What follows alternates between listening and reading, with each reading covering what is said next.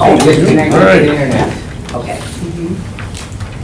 So whatever. Good to go, sir? Yes, roll call, please. Delvo. Yes. Schuler. Yes. Scannell.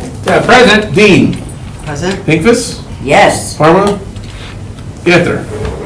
Here, yes. We Excellent. have a quorum, sir. Approval of agenda. Second. And Matt, all those in favor, signify by saying aye. Aye. Opposed, motion carried. Right. Oh, that's right, we don't have any minutes, I'm sorry. Regular business, number 1, consideration of possible action on a development agreement with Bay City Lofts LLC for financial assistance on the redevelopment of 0 University Avenue, parcel 21-1249-1-3. Well, there's a lot of stuff there. Yep, this be, again, that's, while we've provided a lot of information back, this has actually been to the RDA once Yes. already. But after the last RDA meeting, their attorneys forwarded some additional comments. We're like, those need to go back through if we're gonna be incorporating those into the language. So, Attorney Bugger has actually worked with their staff, and the 2 key areas where they kind of had identified changes in language were simply clarifications on the minimum valuation and how tax payment would work. There was actually some remnant language in there before that said if it was below $3 million, that they would not get any incentive, and actually that was countered because essentially we're requiring them to have a guaranteed value of $3 million and making a payment on that $3 million. So if it comes in at $1 million, they're still paying us that 3 number. So just a clarification and removing that kind of remnant language to make sure that that was actually the case. So no matter what, as of the fixed date of whenever the project is done, guaranteed valuation is $3 million, and the tax payment associated with it will go with that. Will correlate to that 3 Exactly. million, or higher, more. if it's okay. more. Correct. So that was the one. Then the other area was just language relating to the ability to transfer the property. I think we have a couple of items that still we need to work through. Attorney Bunker can talk more about that specifically. This is essentially requirements of their other investors, essentially requiring and making sure that they have the maximum flexibility that they want, versus obviously our interests as the city in ensuring that we're actually getting a responsible builder and developer at the end of the day. For some reason, this one ends up not being the developer 5-10 years down the road, making sure we have that. I don't know if there's anything you want to add to that specifically, Joanne, at this point, or if we... Yes, well, do you want to just dive into a couple sections that the developer provided some changes that I post, in between those two, like giving us those comments and RDA. I just wanted to raise so that we could have some additional changes, essentially amendments made on the floor. So that this can keep toddling along. There was some changes in the assignment section. Typically, we require that any assignment of payment rights, TIF payment essentially, is that approval comes back to the RDA and the city, because essentially the city has an obligation to give the TIF payment to whomever it has an agreement with, right? That can be assigned off to a lender or anybody else for financing purposes, but we need to ensure that we are directing the payment to the correct party, and if so, that agreement has to be executed with us.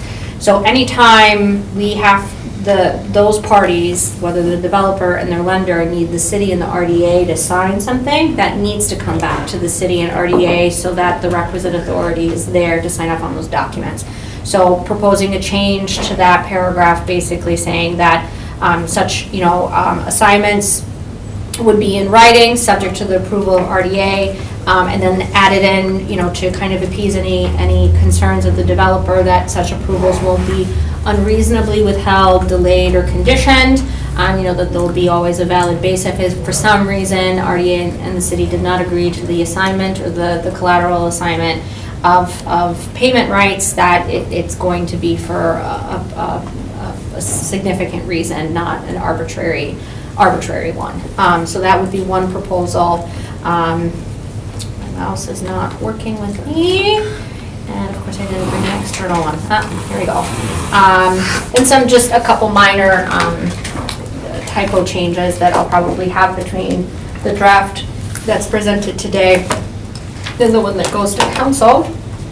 And I believe the other item, if you bear with me, same thing with the notice of intent to transfer. So anytime the developer wants to sell, transfer, convey the property, the developer typically has to provide a notice of that and to provide a request to be able to transfer that over. Obviously, the deal is between the RDA and the city and that particular developer. For that, for whatever reasons, we have a relationship with that particular entity. So if that relationship is going to change, the RDA and the city should reasonably have an opportunity to be able to review and approve that. They had made it amended so that, or they had amended the language where basically it was just notice versus a request to approve. So I changed that back or I'm proposing that be changed back with a 60-day request, just to give a little bit more time than 30 days for all the entities to be able to weigh in, and that the city and the RDA then can review that, contemplate a transfer, approve it, and again, can only deny for a commercially reasonable reason, so that at least the developer does have the assurance that it's not going to be an arbitrary denial if such denial is. Usually, as a matter of course, these things don't get denied, but there is that protection for the developer. And then, but this type of transfer does not, or this type of approval process doesn't apply to transfers for financing. Financing is just a notice mechanism. We usually don't stand in the way or provide additional approval mechanisms when a secured interest is being transferred. So when you're mortgaging your property interest or you're interested in the development agreement in exchange for financing incentives or financial support. So that can still be done by the developer without having to come back. This applies only when the actual underlying property and the title of that property is being exchanged and conveyed in some way. So those were the two big changes that I would recommend to the draft as it stands in front of you. And that is about it. And what's nice, even if once we approve it, it's also based on approval by you, city attorney. Correct, yes. So if there's anything other minor things, but those are kind of bigger term things that give rights back to you that I felt it was important to, if that had happened subsequent to the meeting, I would want to bring it back. So instead of doing that, I thought, in the interest of time, because I know that they're on a time crunch with their tax credits and making sure everything moves along. One thing that was a little bit confusing to me on the data sheet, the developer is requesting $800,000 in TIP assistance on a pay-go basis. The project is estimated to be $15 million in construction costs, but projected to be valued at $3 million? How's that? That is because because it's an affordable housing project. Essentially, is based on an income. It's valued on an income basis, not just a construction basis.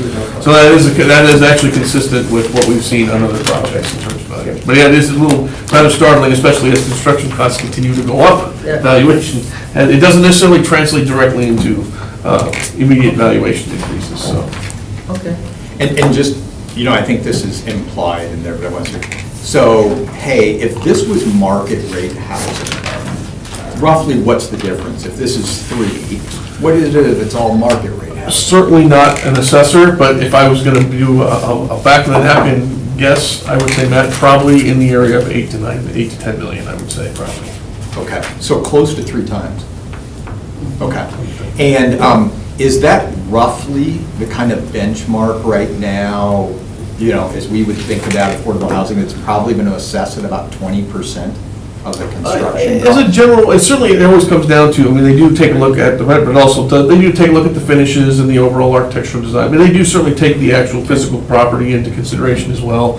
But I think that's probably a safe litmus test in that general area in terms of when we see these. For right now, until things would change, we would certainly see that probably continue if that is the income basis. If the income basis remains the main way they are valuing these projects, that's most likely to stay the same.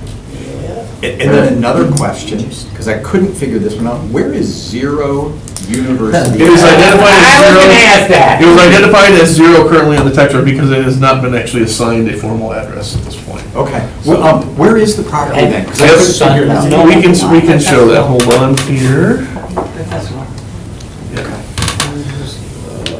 I knew it was university. Actually, if you want to know, do you know where 200 properties is at? Their large project, Cedar this is Lake? right on University Avenue, right in front of that project. It's actually immediately adjacent to the Tunin Properties project. Okay, so it's more or less right at the base of where the packing plant was? Yeah. Yes, yeah, right on the street front. Okay, got it. So, and Mr. Mackham is available online if we want to open the floor to have comments from him. I don't think we need to open the floor. Yeah. Unless somebody wants to, I don't think we need to open the floor. Any other questions or comments? I'll just wave hi. You wanna open Move the to floor? approve that. Okay, No, no. I think we move to approve Yeah. changes Yep. recommended by Second. the city attorney. Motion by Kathy, second by Alderman Scannell. Questions or comments in regard to the motion? If not, all those in favor of the motion, signal by saying aye. Aye. Opposed? Motion carried. Thank you. Thanks. Number 2, consideration of possible action on a development agreement with City East Apartments LLC for the redevelopment of 1165 East Walnut Street, parcel 14-198. And that is Will. Yeah, Will. Thank you, Garrett. And the next 3 items are all this thing? They're all related to this project. Okay. Correct. Yes. So I think it made most sense to cover the development agreement first, and that'll lead into the next 2 items here. So typing this up, it's hard to believe that we first started this project back in 2021, and it's been quite the roller coaster ride. So it's exciting to be here in front of you all with this proposed development agreement. Also, on the same timeline, just wanted to note is the Gorman project as well, where these developers utilizing the immediate tax credits and then to get all this information together and in by the 31st, otherwise the deals are done. So it's just required us to hustle a little bit on our end to get something together. So there's just a few items. This development agreement is less complicated or less involved than the former, just because there's no TIF incentive being used in this. But there are a few items that I would like to highlight, and then obviously, Joanne, please jump in with certain Yes. items you would like to Sure. call the RDA's attention to. So right off the bat, I would just like us to talk about the financial incentives involved here that are called out in this development agreement.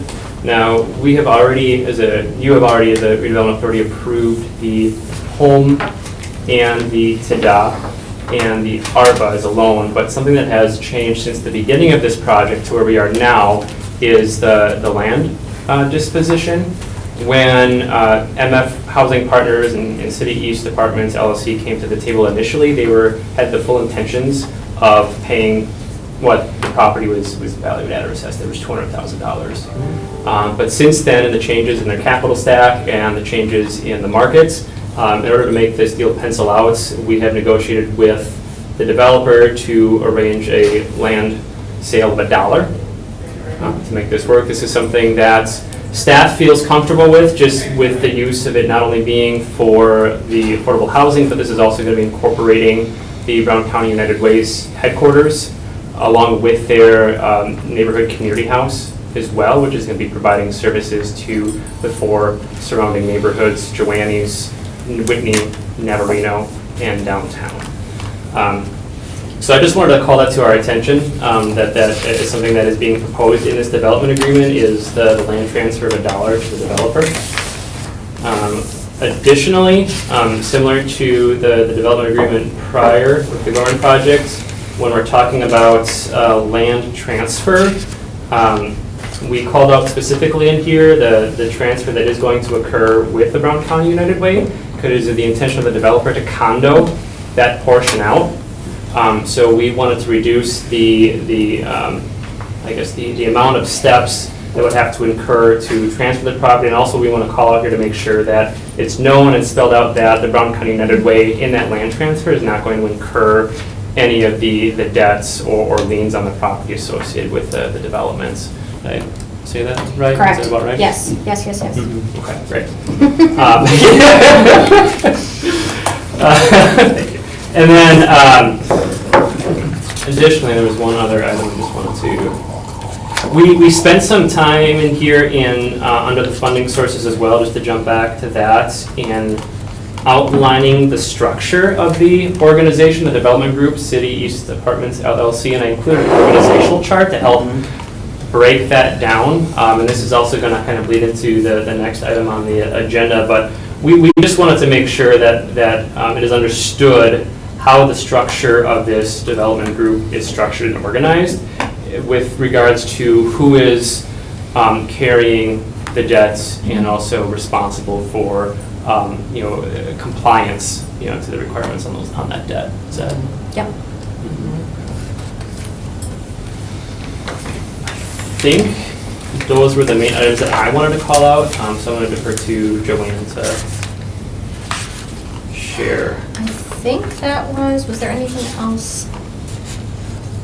I also wanted to, the developer is here as well, and I know that they had some time to review the second draft of this, so, and I believe, Marissa, is there anything pertaining to the development agreement that you'd like us to open the floor for you to speak to?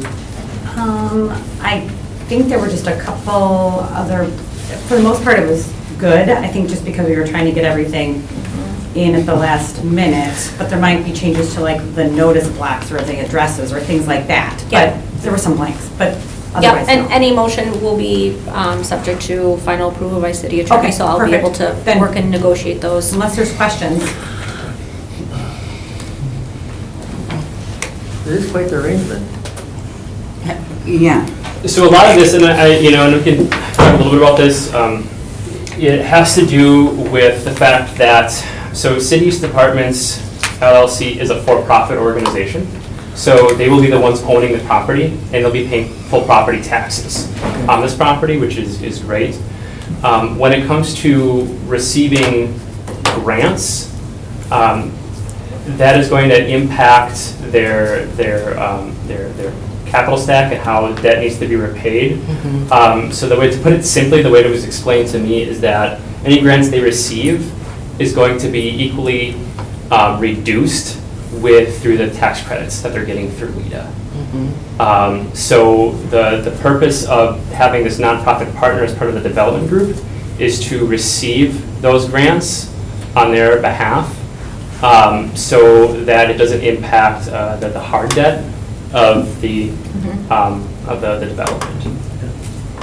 And just to be clear, Gorman is dealing with the same issue in terms of these funding sources, same concerns.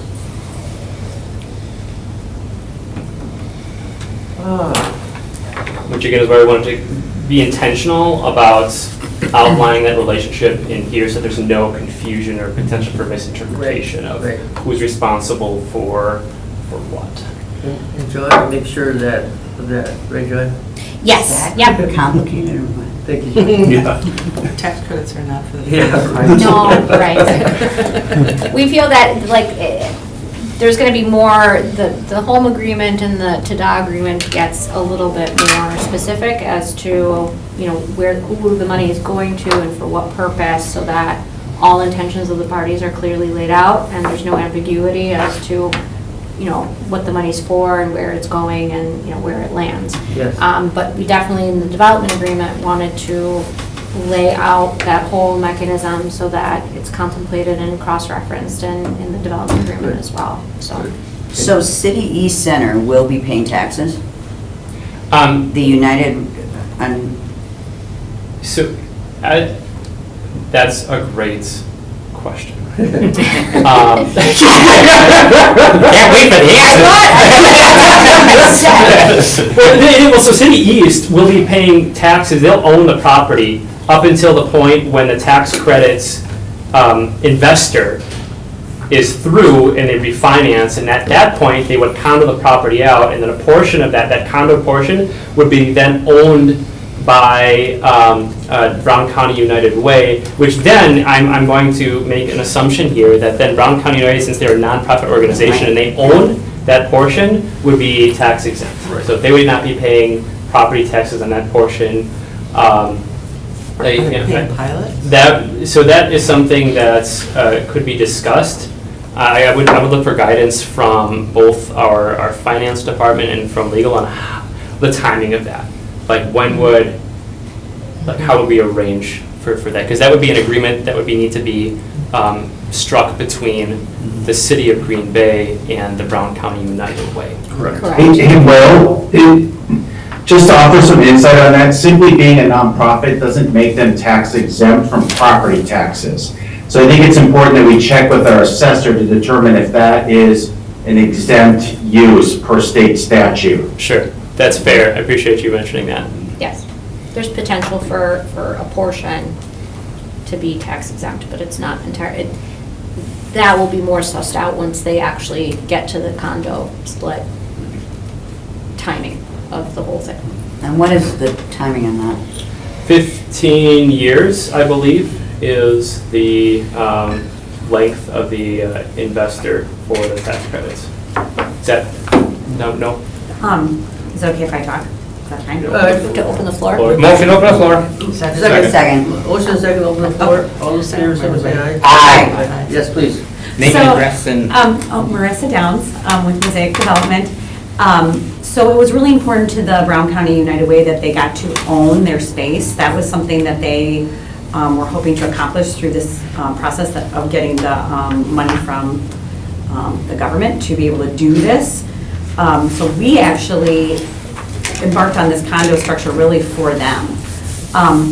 So we will be paying property taxes, and the numbers that are in the development agreement, we will pay. They actually will get their condo when it's complete, so in, 18 months or 12 months. So they'll be able to occupy that condo space at that time and own it at that time. So that was very important to them, and we were able to get our investor and lender comfortable with that because of their desire to own their space.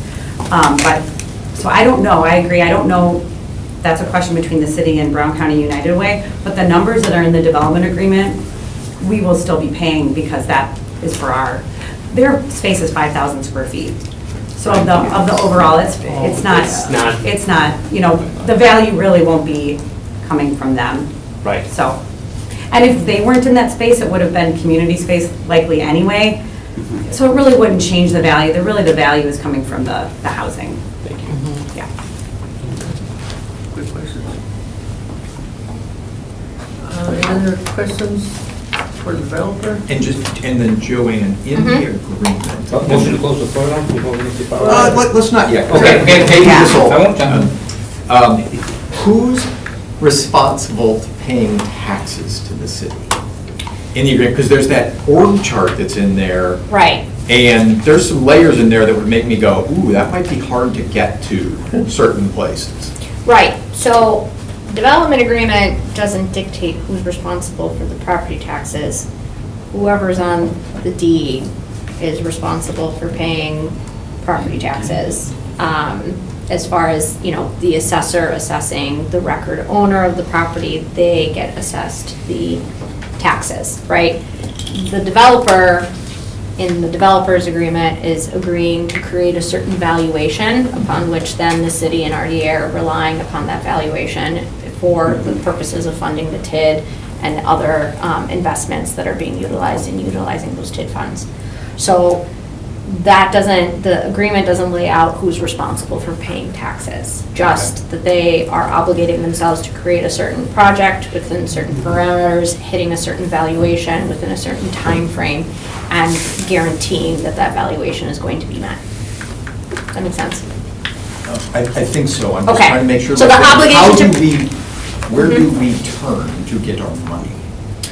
Well, if someone doesn't pay property taxes, then we're talking generally speaking, Yep. right? Then the county can foreclose on delinquent property taxes, right? Okay. And that's how municipalities and taxing districts get their money back. Okay. This is an obligation to what the valuation of that particular parcel is going to be and within what time frame, right? And then whatever kind of, restriction or guarantees are within it. But in this instance, this particular development is not getting TIF incentive. So they're not receiving any TIF funding. But they are still creating an agreement where they are agreeing to meet a certain valuation, which then obviously supports the value of the TID. Can they apply for TID after? They're receiving TDOT funds, which would not allow them to, How much to that? 400 400,000. Or 450. That's 400. 400. Too many numbers floating in my head. 400,000. Yeah.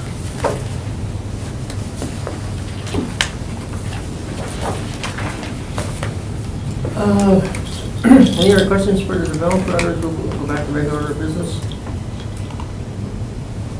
Motion to close the floor. Second. Motion and second to close the floor, all those in favor, signify by saying aye. Aye. Opposed, motion carried. Okay, we're back at regular order of business. It's definitely somewhat complex, but it's doable. All in favor, Joanne? That's right. Anyway, Yes. Other comments or questions? So we're likely to see similar types of financing arrangements going forward, especially for affordable housing projects, especially with tax credits, but really in general. I think seeing a more complicated, multiple layer of Right. investors is going to likely continue for the foreseeable future, Yeah, sure. so. And just a couple final comments. Essentially, the purpose of this agreement is A, to facilitate the transfer of the property, right, from RDA to the developer. Secondly, it sets parameters and some control within a contract as to what that development of the property is going to look like, what the end product is going to be, what the end result is going to be, right? So the RDA, in exchange for giving the property away, is getting assurances and promises that this is what they're going to get out of the exchange, right?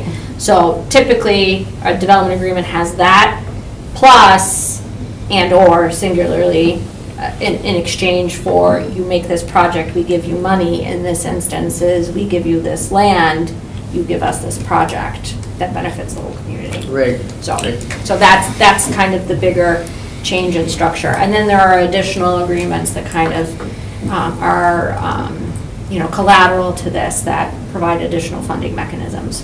And that's what makes it complex. So for the But it's still prime, united. I mean, that's the way, right? It is, Randy. so what is, I can't remember what the total was on this project. For project's cost, Yeah. or cost, I think we were at like 13 million-ish. See, not. So we've already given them $450,000 in TDA funds. 400,000 in TDA, 400,000 in home, and then 300,000 in a loan through our large-scale affordable housing loan program, through the state and local fiscal recovery funds, through ARPA. And Then, so And 200 Of Land Valley. in Land Valley, correct. Right.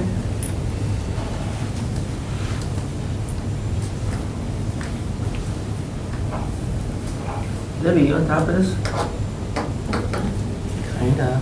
So as a comparison, this is about the same amount of subsidy as, we were looking at with the Gorman project, similar sized project, and this is, I can tell you, so there's another housing project that fell through, didn't get tax credits, and they were looking at a gap of 1.4 million for our looking to the city to help build. So this is right now the cost of affordable housing development that we're seeing across the board.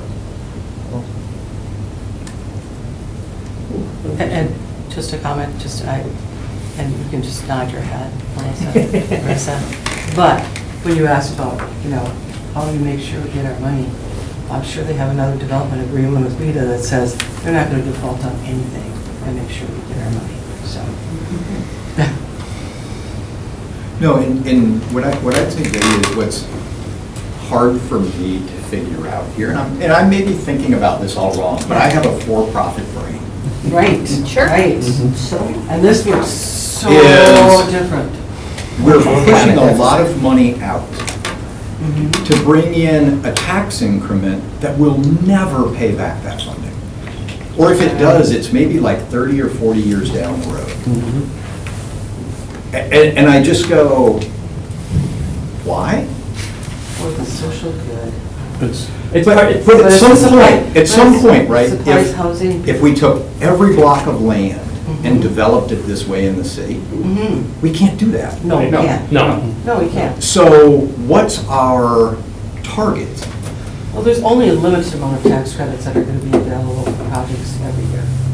So there's only going to be a small supply of this ever coming to the city of Green Bay, right? So it's not an endless pot of money that's going to keep on coming in and, you know, keep taking stuff off of our tax base.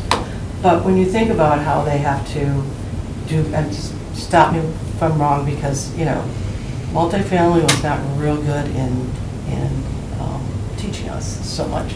But when they do the valuation, and they do it according to like investment property, right? And you have to think about that. You have somebody that's at 30% of the median income that's going to be living in one of these units. And you can only charge them you can only charge rent to them that's 30% of their income. So how much money is actually coming in from that one person in that unit? And then how much is coming in from somebody at 50%? And only a few are going to be market rate. You know, so that puts the valuation that much further. That's how it gets pushed down like that. Mm-hmm. You know, if it was a regular investment property and it was market rate and everybody was bringing in, you know, $1,500 a unit, no matter who was living in there, that's a different story and that's a different valuation. You know, but we have people in our community that will never be able to afford that, right? And I guess for me being not-for-profit housing for like a quarter of a century, I just feel that it's a social duty to be able to do that. Well, not only do it's a social good, I mean, if Right. people can't afford housing, where do they go? Well, Exactly.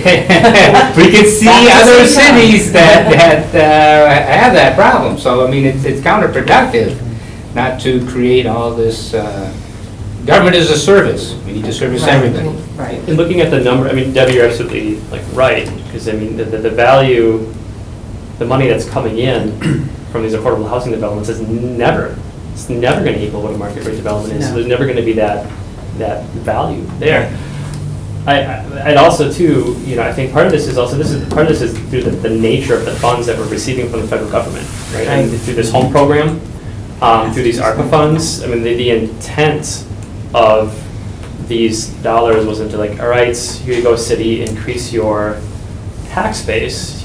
Here, use this money to promote the development of affordable housing so that your residents who are earning below this median income, who can't afford the market rate, have a safe and stable place to live.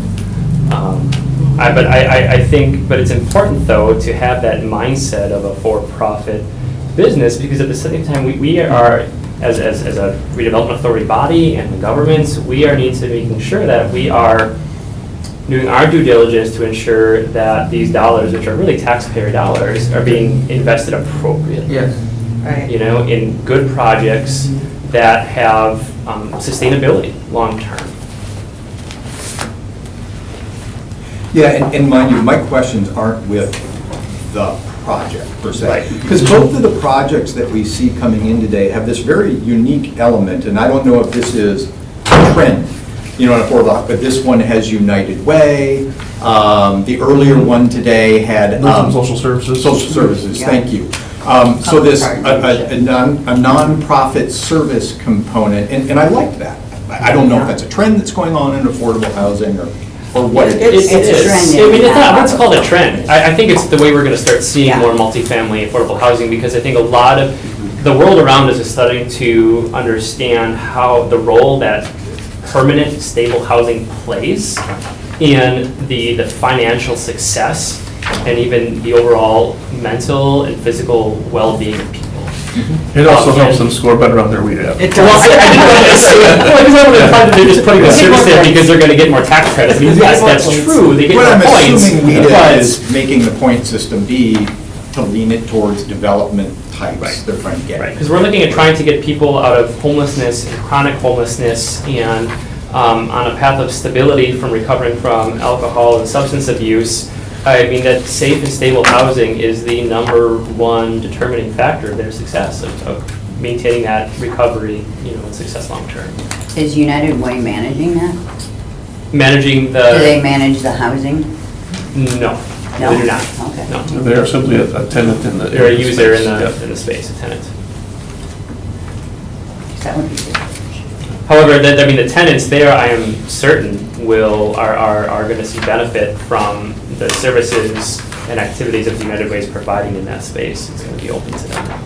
And I think it puts United Way like really close to the customer. The end user. Right. Absolutely. Oh, Absolutely. Understand Absolutely. services Yeah. needed and how that's changing. And I guess I would just add one last comment on it, to your point, Matt, in terms of certainly the tax credits are few and far between. They're very difficult, they're very competitive, they're very difficult. But also, we have a limited amount of ARPA funds and a limited amount of home funds. Right. So there is a ceiling to where those funds can be invested.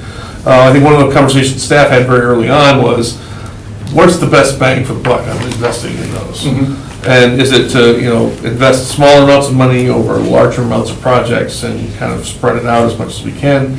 Or do we want to kind of focus on projects that we think can make a higher impact? As, fewer projects, higher investment, but higher impact. And I think that's kind of where we landed. So it's certainly leveraging them with the tax credit project is a natural fit, and certainly, as we've seen in both of these cash flows, that are very much necessary to make the project happen. But yeah, certainly from an overall, just continuing to try to, like, say, looking forward, without tax credits to say, we probably can't use TIF just forever in the future to be, and that's the one outside of these programs that we would have available. We probably can't count on that to close gaps that we're seeing right now. They just won't generate that sort of tax revenue that we would need to provide that sort of assistance through that mechanism. So your point is very well taken. Yeah, and that's kind of where it's that balance here for the city as a whole, and I'm sure Diane would support me on this one as well. I'm assuming not many departments come forward at budget season and say, I've got too much. And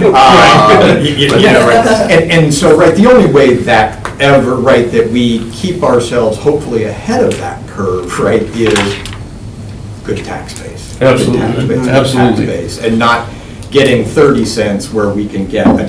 And diversified ones, right, from industrial, commercial, market rate housing, and affordable housing is a piece of that pie. Yep. But it is not one we can depend on. We need some of those other areas to kind of make up for that, absolutely.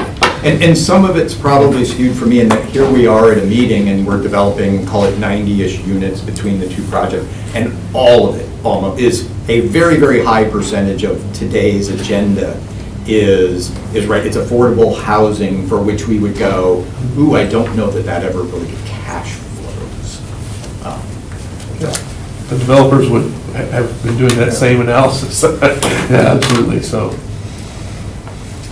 And then, just one more item too I'd like to mention, and this is something we would try to work in all of our development agreements, I believe, are clawback provisions. So if for some reason the project is not completed, goes haywire, we have the ability to take that property back. Okay, good, very good. I think we're ready for a motion, or Motion to approve? Alderman Scanlon, Second. second by Debbie. Any questions or comments in regard to the motion? We've got a lot of good questions. Any other questions, please? If not, all those in favor of the motion, second, signal by saying aye. Aye. Opposed? Thank you. Opposed, motion carried, thank you. Thanks, Jessica. Anyway, number 3, consideration of possible action on the request by city East Departments, we talked quite a bit about already, LLC to transfer recipient of TIDA. Is that how you pronounce it, by the way? TIDA. TIDA, okay. That's Cheryl's kids' To developing partner. How many years with the city, Cheryl, and that's what you'll be remembered. Number 3. Right. So I started to explain this earlier in our conversation about the development agreements. When originally MF Housing Partners applied, they applied for home and TIDA under MF Housing Partners. Since then, the structure of their organization has changed, which is why they're making this request to transfer the recipient of the TIDA and home funds from city's departments to Crown Court Properties. So it's really right in line with the previous agenda, it's all part of the same thing. Correct. Yeah. And this just really has to do, right, if TIDA and the home grants had flowed into the for-profit entity, that would be treated as taxable income. Correct. And then it's like, okay, now we're just defeating the cycle. Correct. Exactly. Right, the Yeah. tax credit Exactly. before it gets decreased, correct. Move to approve. Second. Motion by Kathy, second by Matt. Questions or comments in regard to the motion? If not, all in favor of the motion, signify by saying aye. Aye. Opposed, Aye. motion carried. Thank you. Number 4, consideration of possible action on approval of the ARPA. ARPA. Okay, and then slur, is that what you said? SLER? SLFR. I got it, I see. State and local Loan fiscal. documents, yes.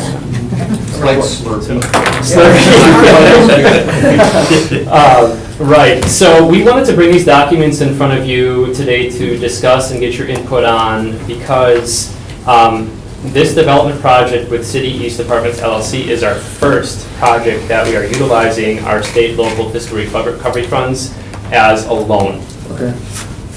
So in the future, ideally, I think we'd like to make this just boilerplates, like templates to work from.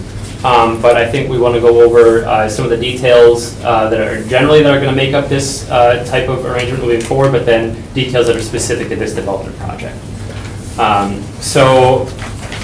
Joanne, you want to?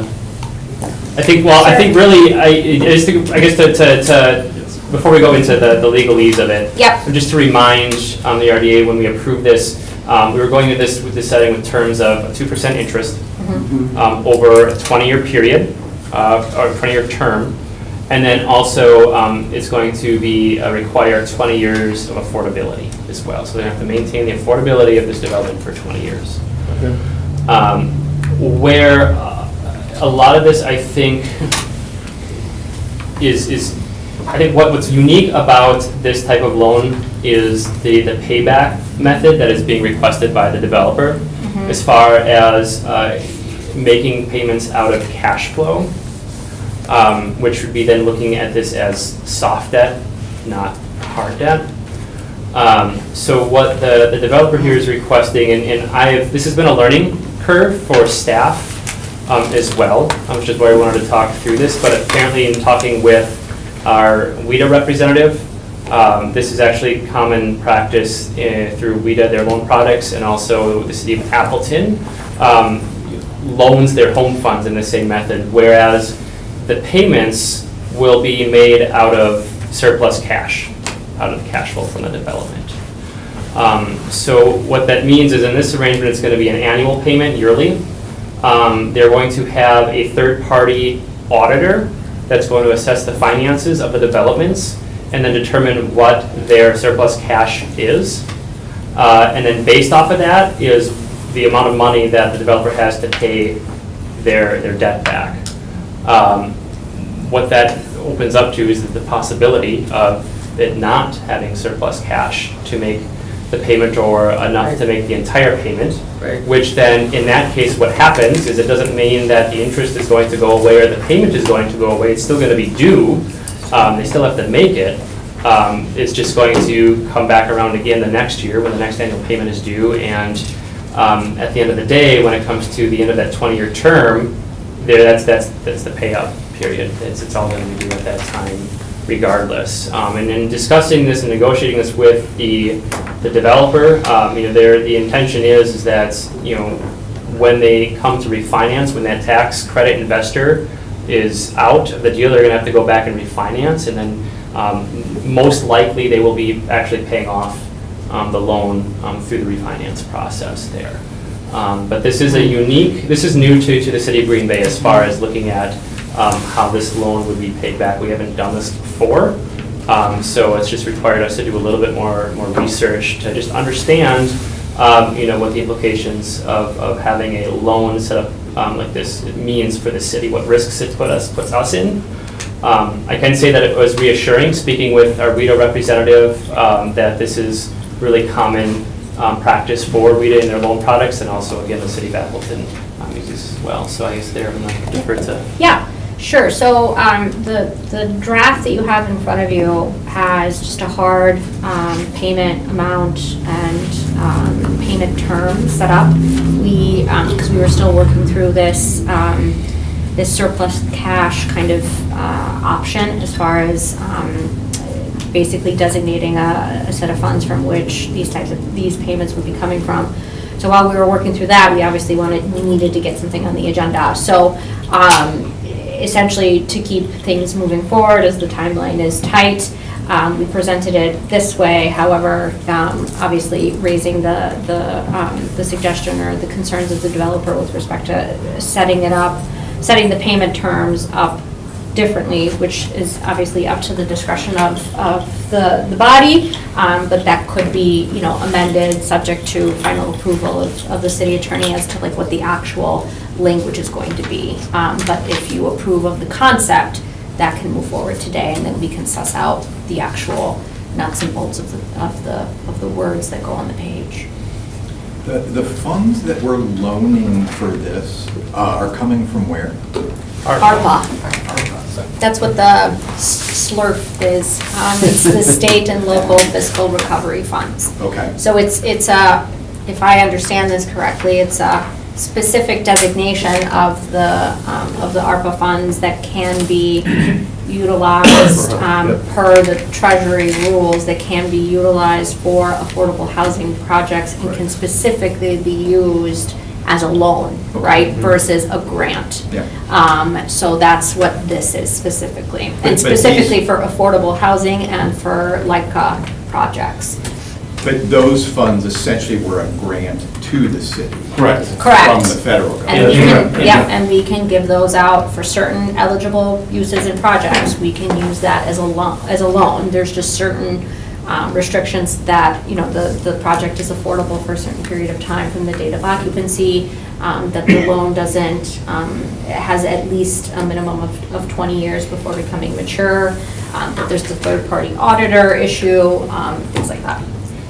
One of the, just to quick interject here too, while we're on that topic of this funding source, one of the primary reasons we opted to a loan product here is because we have an opportunity to get this money back. Otherwise, if we didn't, it'd be gone forever. And also, if for some reason we're not able to get these funds out the door before the cutoff period with the ARPA funds, Yeah. the federal government will claw it back. Correct. Yeah. And this funding, if it's used for an affordable housing project, and for like a project, it's considered out the door at disbursement. So the moment we hand over the principal sum, it's considered spent under the ARPA rules, which is, I think it has to be literally out the door by the end of 2026. And with, certain legislation that's kind of bumbling around, there's always a possibility for the federal government to change its mind and take money back. So sooner spent, the better. So that's, and another interesting point is that with this loan mechanism, our understanding from guidance we've received, that the payments that come back are not subject to income program rules. So it's also a benefit, but it's in very limited circumstances, limited projects, specifically affordable housing, that the Treasury is allowing for this to happen. So What's the total dollars that we have available for this? 1.5 million. Currently is what City Council approved for this large-scale affordable housing funds.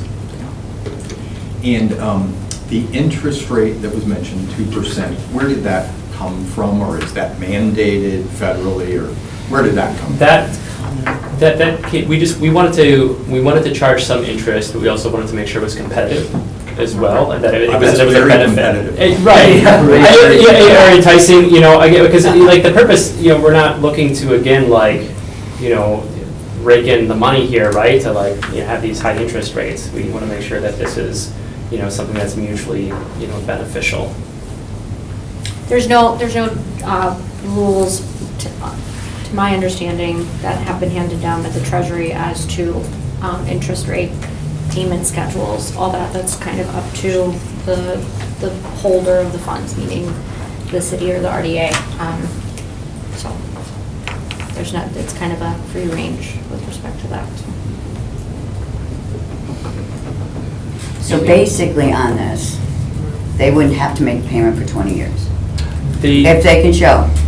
If a third party, correct, yes, if a third party auditor can, if the calculations come out that there isn't enough cash flow to cover the payment, then yes. So essentially, the payment terms would be structured that they would either pay a lump sum or the lesser amount between two things, if I'm saying that correctly, yeah. So the lesser amount between either a lump sum payment or whatever amount is allocated out of cash flow as per the third party auditor's calculations. But however, all principal and interest accrued thereon will still be due at maturity, which is December 31st, 2044. Right. And the 1.5 million is all federal funds? Yes, So it's not. It's all ARPA. it's all ARPA. Okay. Mhm. And- And that and has to who- go out the door in this, one way or the other by the end of 2026. We can't Is hold on to the it. agreement defining then how the auditor is chosen? Um, How is the auditor chosen and who's paying for the That's a auditor? good question. That's a good I don't know question. if the developer has any insight on that. Right, the developer may have some insight, because it's essentially, per this, excuse me, the terms of the agreement, the borrower is agreeing to comply with and be subject to a third-party auditor, but it's essentially their obligation to go through this, so they may have some insight on how that gets, on how that happens. Motion open the floor. Yeah. Motion open the floor. Yes. Second. A motion second open the floor, all those in favor, say by saying aye. Aye. Please. So we are obligated to have an audit every year because of our investor anyway. And so we typically use Baker Tilly. They do this for a lot of tax credit developments. So every year they'll be doing an audit because our investor needs to see the findings in those audits too. And so we pay for it. And they will do the surplus cash calculation. They have to do it for WIDA as well. So it'll always be done and paid for by us. And that audit is specifically on this property? Yep, just Not- this property. Yep, just, it's all, each property has to have their own. Okay. And Joanne, this template here, Mhm. you got from somewhere else initially? We have, the city does have loan agreements and mortgage notes that it uses in other, like the home improvement or the deferred note Okay. that we do offer for home improvement. So utilize that and then obviously put in some additional provisions with respect to, the program specifically, like the fact that there's a affordability period that's necessary.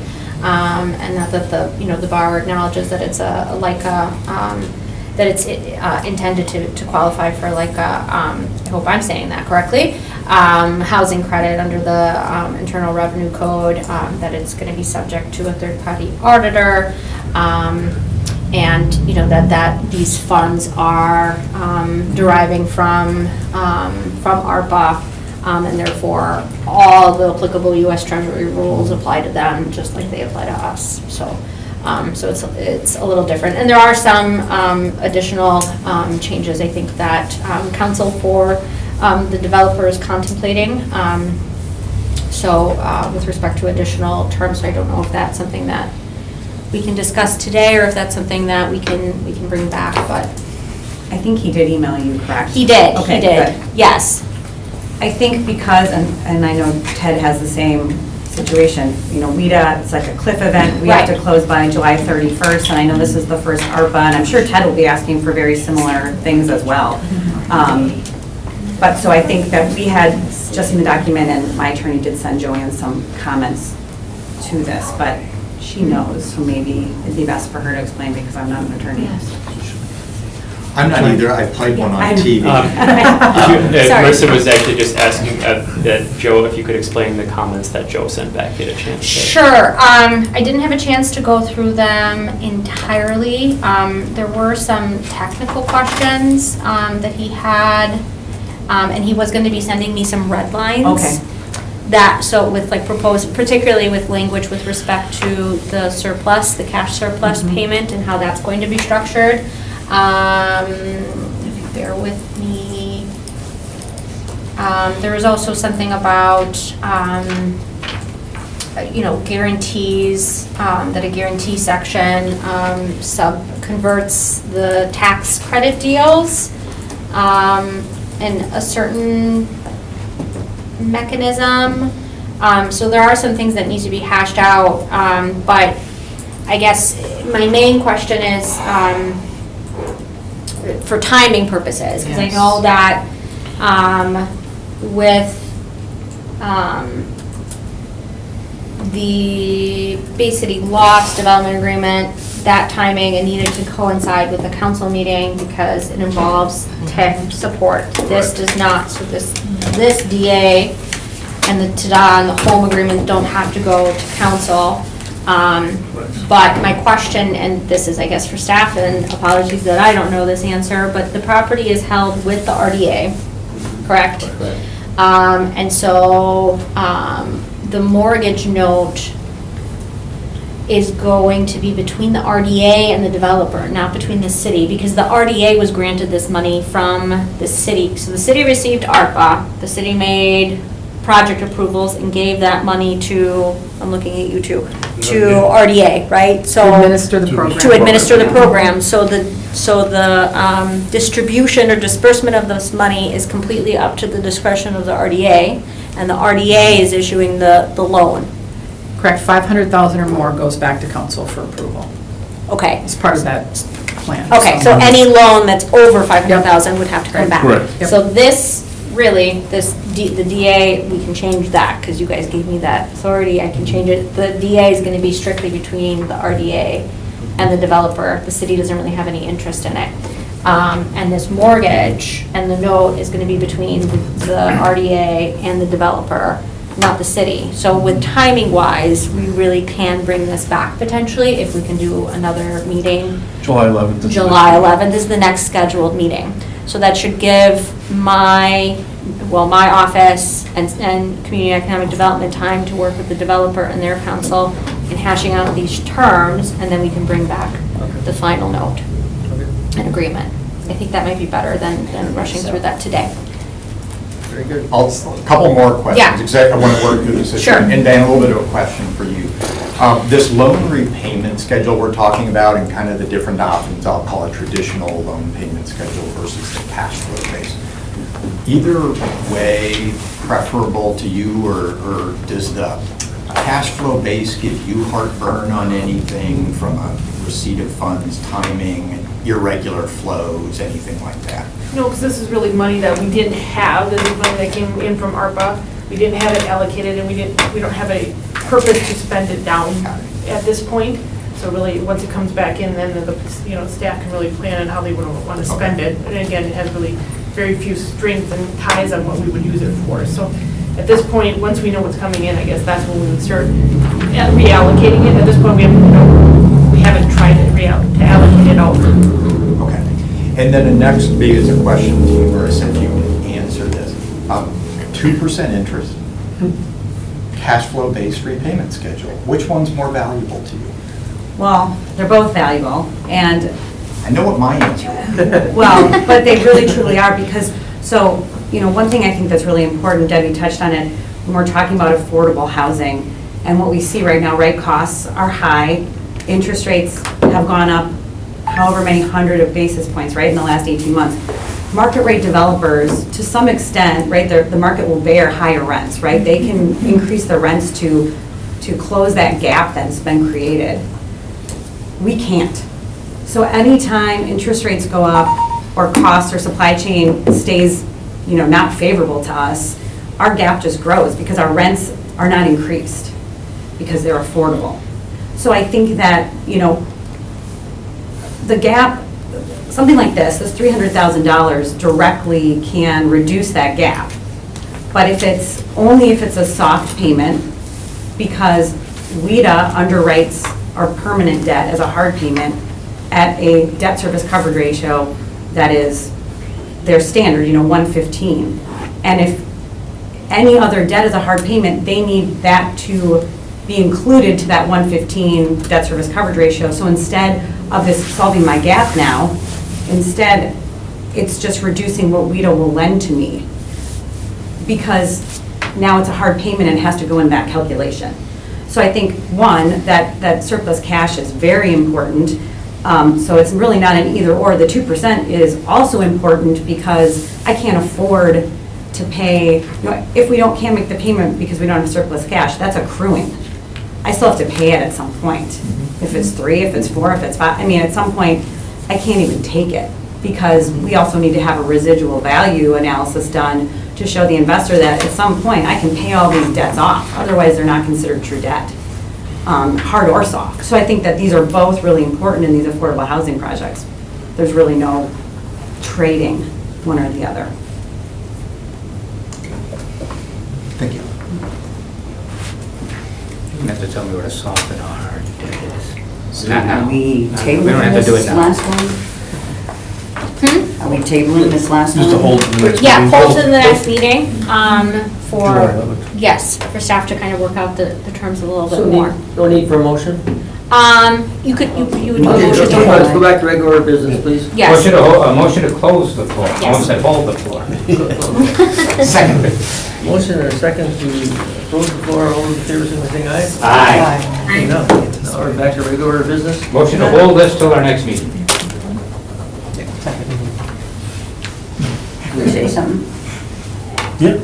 Nope, I think she just seconded, I think. Yeah, she did second it. Alderman Scannell and Debbie made a second. Did we give you enough input, Joanne? Yes, yes, I have There enough you direction and we'll bring that back. Okay. Go this way. Debbie, Okay. please. Debbie. I just have one final comment on availability of tax credits and whether or not you'd ever get inundated with it. Because these are actually, the federal tax credits are actually awarded to WIDA from the federal government. WIDA manages the tax credit program and does the allocation and makes sure everything is good to go, right? And follows up with all of it. So the 2023 federal 9% housing tax credit awards just went out. When I was in the field, covered 23 counties and 11 tribes. There's one award that would have been in that territory, and that's in Wapaca for the whole year. Oh. Yeah. Oh my gosh. Yeah. That's competitive. They are competitive, yeah. Okay. Yeah, so there's one on hold for Green Bay. Yeah. Yeah, I see that one on hold in Green Bay and one on hold in Oklahoma. Otherwise, that's it, all of that. Interesting. Yeah. Mhm. It's very, very competitive, and there's not nearly enough of them to go around. So for us to have two in front of us right now Is is a big really deal. unusual. It is very unusual. That's it, thank you. Thank you, Deb. Any other questions or comments in regard to the motion in a second?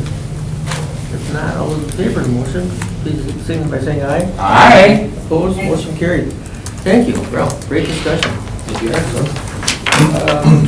Informational overview of possible redevelopment in Mason Street / Hinkle Street area. Garrett. This is going to be, staff will start off and then. Okay. So staff has been in conversations with Mr. Bader on this potential project for a long time. Six, apparently, yeah, 6 years or so. So we just wanted to kind of do, obviously. Better be good.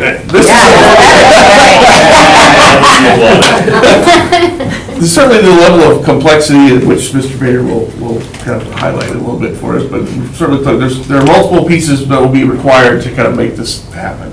Part of that will be some infrastructure that'll be needed, but also some official mapping, some zoning, most possibly a TIF request, possibly in creating a TIF in this area. So before we start going down all of those different steps, kind of like that, Mr. Bader would like to kind of present his concept, at least to this body, and just to see if there's some informal feedback, is sort of something we see as positives and interesting to give, and also to give staff some direction in terms of what we might be bringing back to this body. So it was really just an opportunity for him, if we could open the floor for him to come up. Motion to open the floor. Motion Second. and a second by Kathy, open the floor, all those in favor, signify by aye. Aye. Floor is open. Which one would you like to Mr. start Bader. with, Garrett? Which one up? The current aerial, current life. Got it. Good. Happy Thursday, everybody. Thanks for doing this. So as Neil said, this has been 6 years in the making, a long time. But there's a lot of pieces here. For any familiar with the area, you'll get it. For those who aren't, hopefully this will explain something. So 41, West Mason. Can we sneak this down maybe just a little bit, or maybe even zoom out one more level?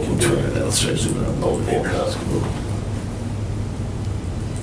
So the area immediately around here is largely centered on Walmart, Sam's, Festival, a little bit of the casino, NWTC, the main drivers that bring people out here.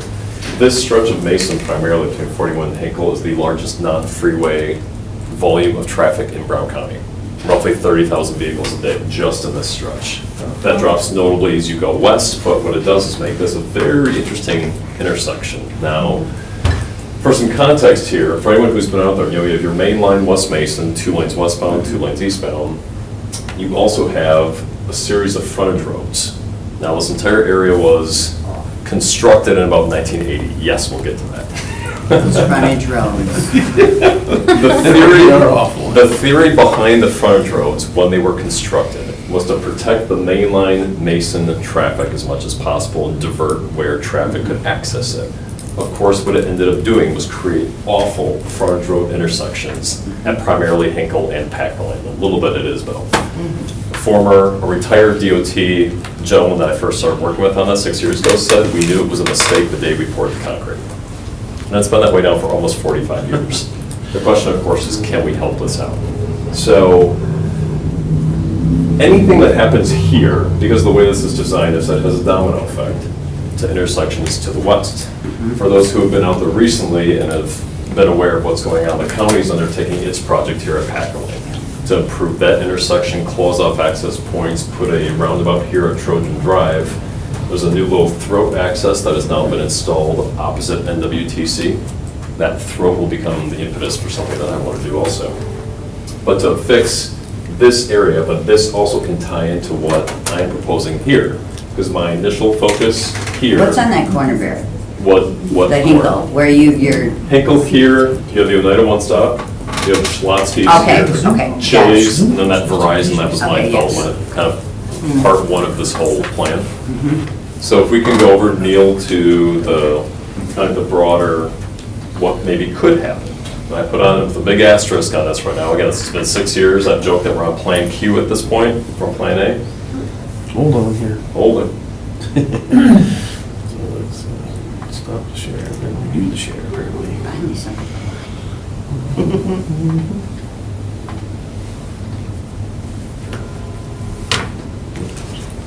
There we go. Can we zoom this up a little bit, Neil?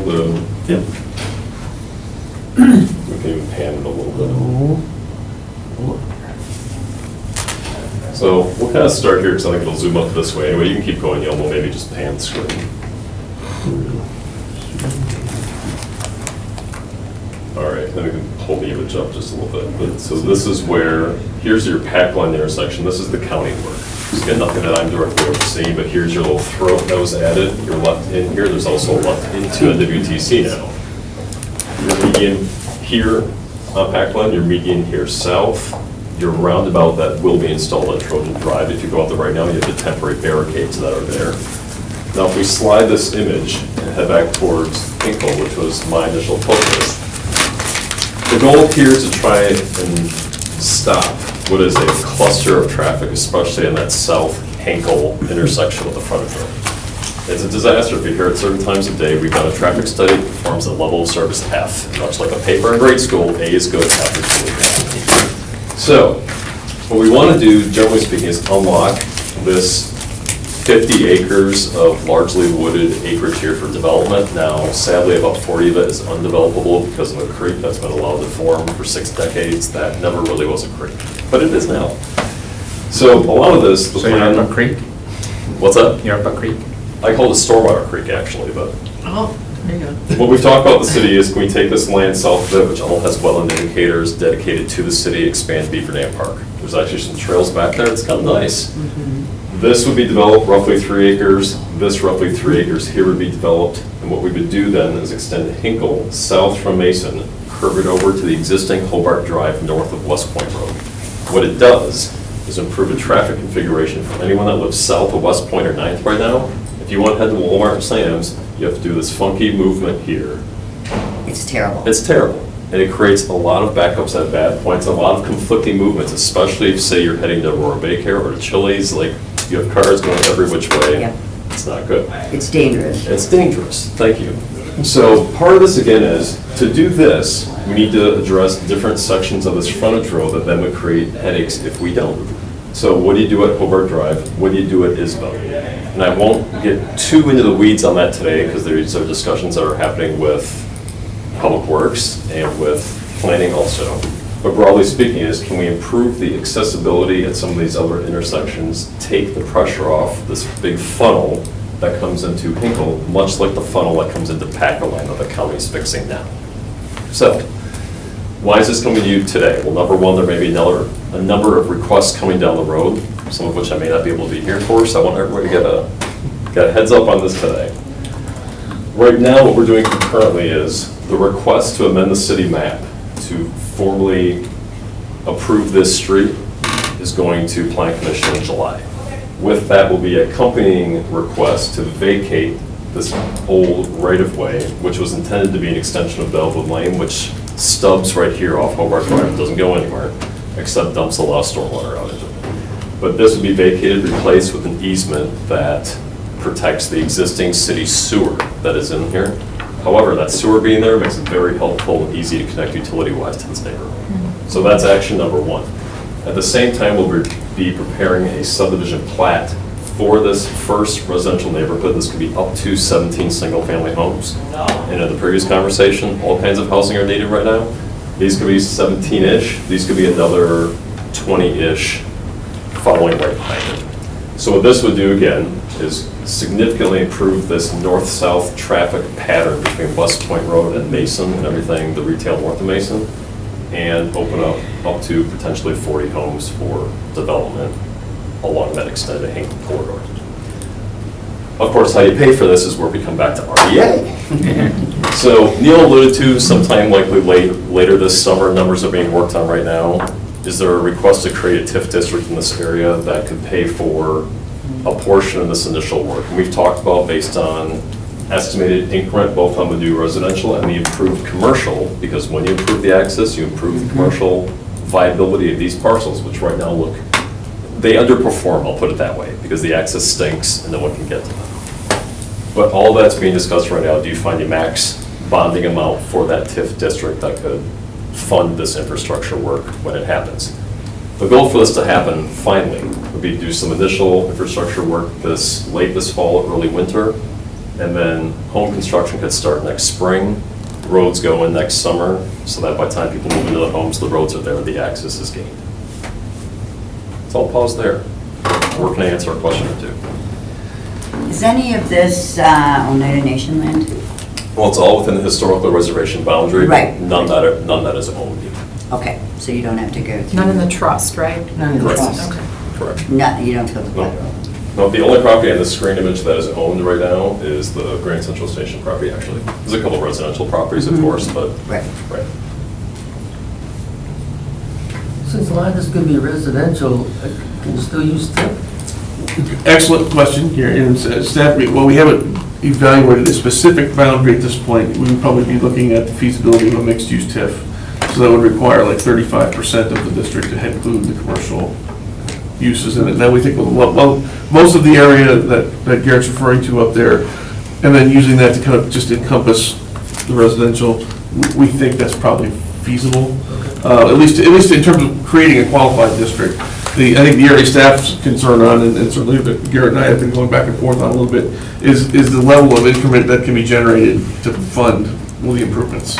There's some, Garrett's done his based on new construction on some other areas, which are taking their values exactly from what those have been and plug those into these, like those housing units in the commercial. Staff, I think, has looked at it more from, what we're seeing for the assessments in that immediate area. So maybe not as high as some areas in the neighborhood. So we've got a little bit of a gap between the two of us. Back with the napkin conversation with Ellers, our financial consultant, says, yeah, you guys are probably kind of right in between, kind of hedging our bets a little bit. But so certainly that analysis would need to be done to make sure that that was viable.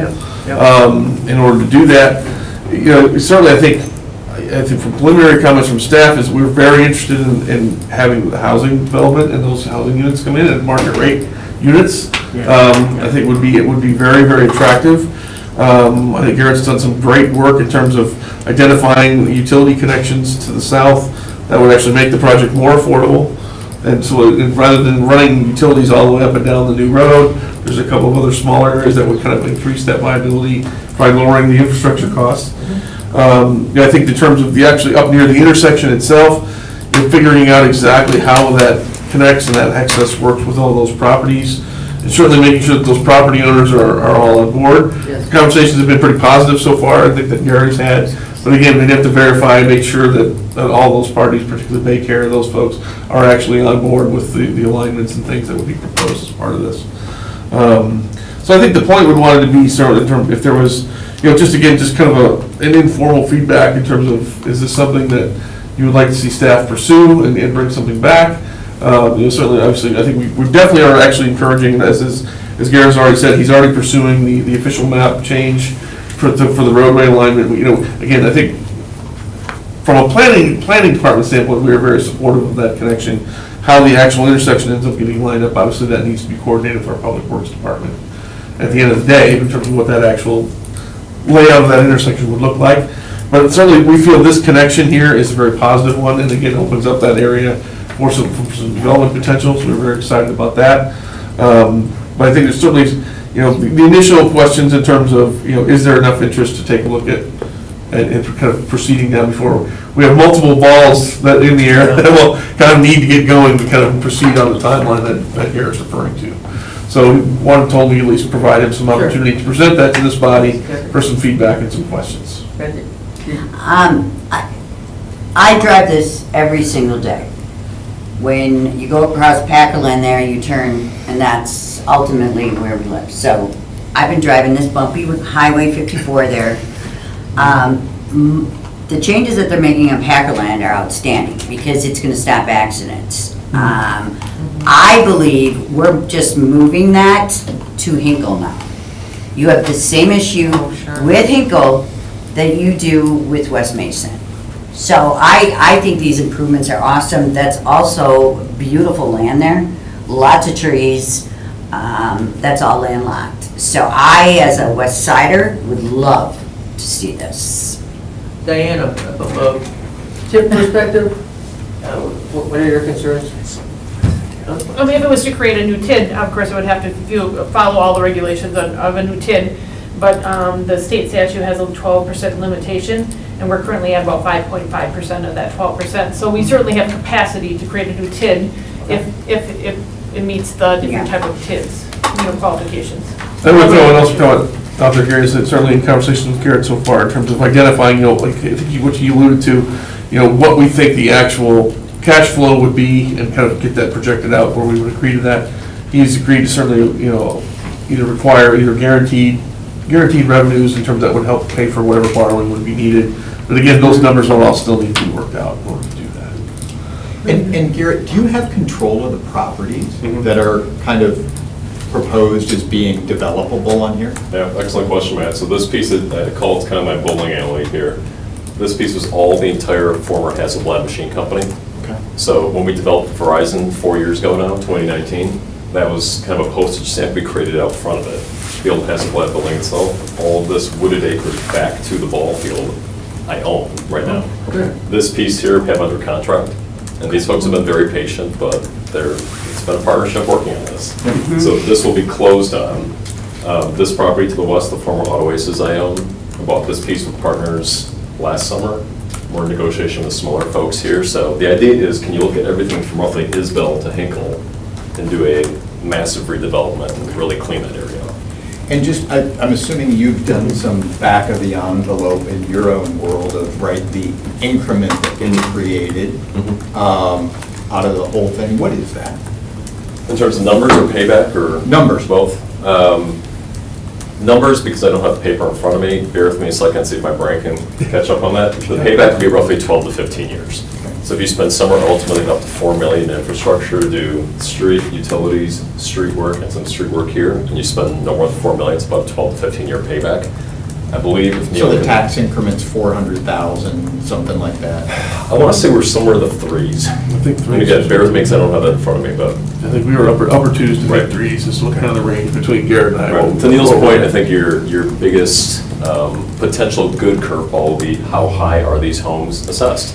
Keep in mind Yes. today, for market rate, single-family homes, the new base level is $400,000 in construction cost. So you do that in a simple mill rate calculation, you're like, oh my God, that house is X per year times 20. You're pretty darn close to that right off the bat. We said we looked at it in terms of being a little more conservative based on the existing valuations of what single family in the area. Again, but these being new, we would expect to see some degree of increase. And certainly with what the market's doing, we would certainly hope those would be higher. So. Well, and it's a nice area back there, depending on how big they are. You're out of the way. But there's a lot to go for. The plan here is that these are a little more, not quite a T&D, a traditional neighborhood development type style, but almost like a little bit of an urban suburban where they're a little more compact, a little bit closer together. But they're also Okay. targeting like a single family condo type crowd where there's a plan in place where your snow and your lawn is addressed. Probably some snowbirds that aren't here all year. But you can fit in much more density, much more increment on these properties. Well, it's exciting. That's potential. I certainly think it's worth pursuing. There's just not a lot of blocks of land like that I can certainly think of within the city where you go, hey, you might be able to plop down 30 or 40. Especially on the west side. Exactly. New residential, properties. So. Absolutely. Staff would certainly agree with that. Yeah, they just put one in, what, 5 years ago? There was one that went in on the west side, there was Two maybe. of them, one off Hazelwood, one off Yes. West Point. Yes. That's about it. So, I, as a member of this committee, Yes. would recommend that we definitely pursue. And we're certainly not asking for a motion or anything No. today, we're just No. asking for just general feedback, so in order for us to proceed, if that was. And Kathy, it's helpful having your eyewitness account, So, Yeah, it's, because I don't traverse that. and cleanup is an understatement. That whole corner and area there, when you look at the developments and things that are going in down here, that are going out on the east side, there's definitely opportunity. Well, and think about it, any town USA, if you have these major retail anchors that are nearby, usually it's a pretty good hotbed of adjacent retail and restaurant that wants to be around them. So when you look at the south frontage road properties and how undervalued they are right now, you have to wonder why. We don't have a coffee shop, FYI. We don't. There is no coffee There's a shop. door right there. Is that a coffee shop? Can you sit in it? No, you go buy in your car. Nobody- You want to just go for coffee? We don't have a coffee shop on the west side. Sure you do, Starbucks, right there on Mason. I said on the far west side. Oh, far west. The road coming off Eagle, does that have a name yet? Because Randy Road has a nice. I'll put that in the consideration. Thank you, Jerry. Absolutely. Thank you. We need to go back to regular business? Yeah, I guess. Yep, motion to close the floor. Second. Motion and a second to close the floor, all those in favor, say aye. Aye. Opposed? Okay, we are back. Director's report, Neil, you can give us a quick update on the two motions we made in the last meeting and also the directing of staff to proceed. Yep, just kind of, we have not had a whole lot of time No, to react I know to those that. yet. I know We are actually scheduled to go meet with Mr. Belcher actually this afternoon, right after this meeting, so we'll be heading over, getting an update from him on certainly where things are at with those. We'll be trying to probably get a meeting set, a three-party agreement as directed, here within the next week or so. We'd like to go ahead and get something scheduled for that. Certainly I know Jeff and TGBI has had several meetings and conversations as well. So we're still, conversations are progressing still and are actively in the community. So we certainly will probably look to have several more updates as we go through for the next couple of months, absolutely, on this. Okay, kind of a curiosity thing, if we were to change some building code things for, in the future, what group does that, the planning commission? Most likely, depending on how we actually proceed with them and where they go, if we actually made them part of our zoning code, then the planning commission would certainly be the place to do that. If that ends up being the exact, because we don't think we've exactly established where the best place for that to be Okay. would be. We kind of were thinking maybe either it was part of the zoning districts, or maybe a separate overlay district that could be drawn over a variety of districts in the area. I know Debbie's question of, why do we stop there? Maybe we need to look at full towns. We certainly really haven't quite Okay. decided where the full scope could be on that, but certainly that is, and as we are proceeding with our comprehensive plan and getting that process going, we've already informed the consultant that it is something we need to take a look at in terms of what that, where that design standard would apply and exactly what sort of things we should be looking at. And kind of what are our actual implementation options, where's the best place to put that in. You know, the YWCA looked at that a few years ago, building up, because they can build up. Yeah, absolutely, absolutely. So I think there's certainly. And Yeah. it's one of the things that they do well, the YWCA. I mean, overall, nationally, there's a lot of shelters. Yeah, and I think that's certainly in terms of having that, anything, increasing that density, certainly in the downtown core is almost always viewed as a positive. Certainly have to deal with the parking and all the other types of things that come with that, but certainly is almost always viewed as a positive, so. So certainly more updates to come on that as we go, that for sure. Any other questions in that specific agenda item that we talked about last week? If not, give us the rest of your report. First one, I'm regretting to inform, I certainly had a conversation with Gary on this morning. My last day with the city of Green Bay will be July 7th. I have accepted the city administrator position in the city of Monona, Wisconsin, just outside of Madison. So it was a little bittersweet. Obviously, with all the different projects and things we've got going on, we were certainly at a time where it was a difficult decision to make, but in terms of just being kind of obviously being up here and away from my wife and my family during the week and the drive every week, you just felt that this was the kind of a necessary step at this point. But I want to certainly express my appreciation and thanks to this body and all the collaboration and work, and how many special meetings I've hit you guys with in the past 2.5 years. But really just in terms of trying to stay on top of the customer service and keep developments moving, have really appreciated certainly the willingness to meet, but also really the insight and support that this body has provided, not only me, but really to the entire department throughout these past 2.5 years.